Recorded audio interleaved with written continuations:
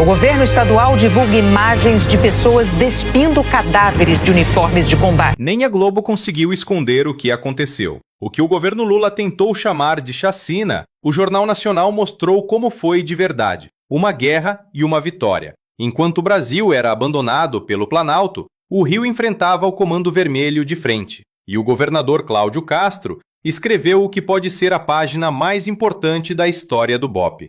Mais de 130 narcoterroristas neutralizados. E o mundo inteiro começou a enxergar o que o governo Lula tenta esconder, que o Rio de Janeiro está lutando a mesma guerra que os Estados Unidos chamam de guerra ao terror. No dia seguinte à operação policial contra o Comando Vermelho, dezenas de corpos encontrados na mata são levados para a Praça da Penha. E o número oficial de mortos salta para 121.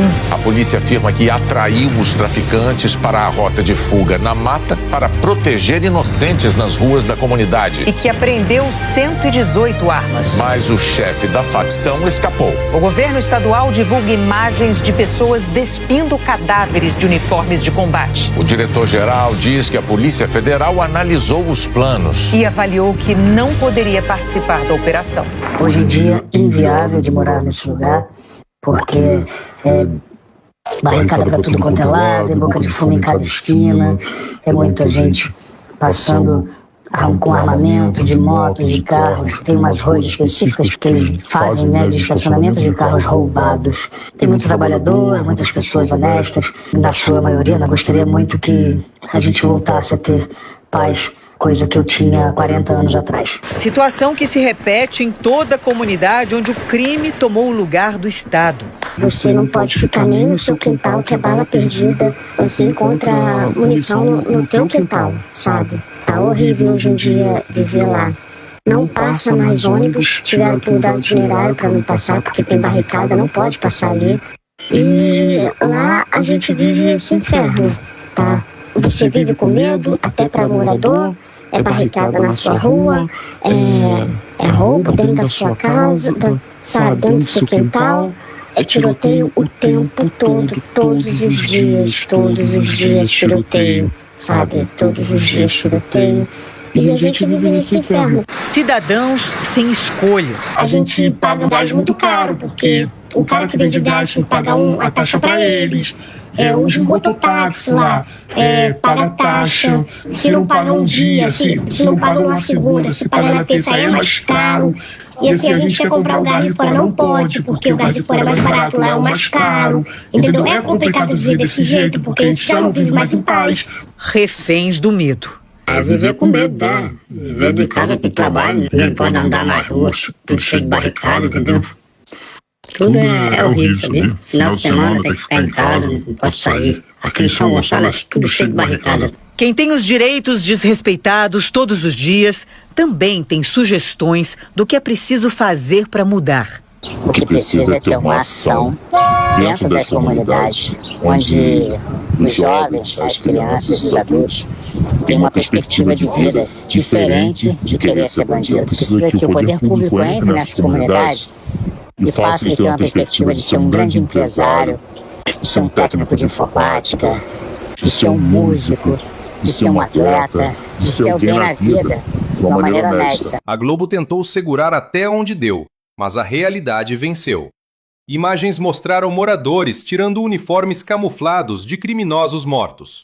Exatamente como o governo do estado vinha denunciando, o tráfico está se militarizando. Essa operação foi o estopim de uma mudança. Pela primeira vez em décadas, o estado do Rio enfrentou os cartéis com a mesma estratégia de guerra que os Estados Unidos usam contra o narcoterrorismo na América Central. Enquanto o governador Cláudio Castro estava nas ruas, o presidente Lula estava em silêncio. Nenhuma palavra de apoio, nenhuma mensagem às famílias dos policiais, nenhum reconhecimento. O mesmo governo que defende diálogo com o crime virou as costas para os agentes que deram a vida por um Brasil melhor. A verdade é que, sob Lula, a omissão virou política de Estado. Cláudio Castro já tinha feito algo inédito, pediu apoio aos Estados Unidos. O consulado americano no Rio e o Departamento de Estado receberam relatórios de inteligência sobre o avanço do Comando Vermelho. O mesmo comando que os americanos já classificam como organização narcoterrorista. Isso coloca o Rio numa posição única e coloca Alexandre de Moraes numa encruzilhada perigosa. Moraes se coloca como o defensor das favelas, mas o mundo está vendo outra coisa.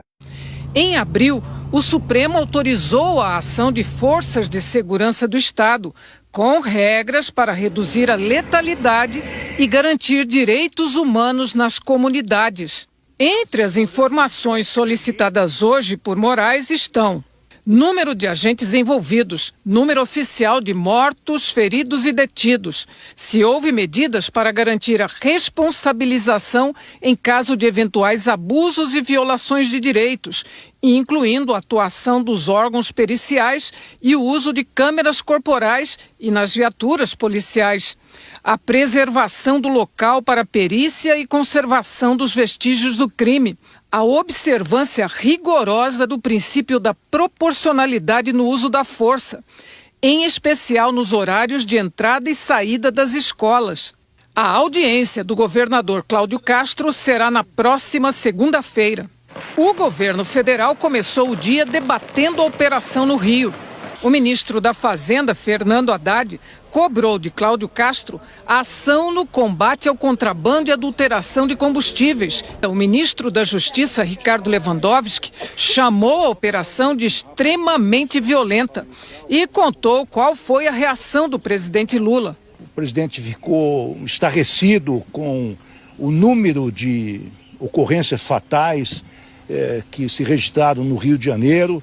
Também, de certa maneira, se mostrou surpreso que uma operação desta envergadura fosse desencadeada sem o conhecimento do governo federal, sem nenhuma possibilidade do governo federal poder, de alguma forma, participar com os recursos que tem, sobretudo com informações, sobretudo com apoio logístico. Quando ele bloqueia operações, censura informações ou ataca quem denuncia o crime organizado, passa a imagem de um magistrado conivente com o narcotráfico. E para os Estados Unidos, conivência com o tráfico é o mesmo que terrorismo. Se isso avançar, o cerco das sanções pode apertar ainda mais, e o nome de Moraes pode se tornar símbolo de cumplicidade com o crime transnacional. O Rio de Janeiro mostrou ao Brasil e ao mundo que ainda existe coragem, mesmo quando Brasília se cala.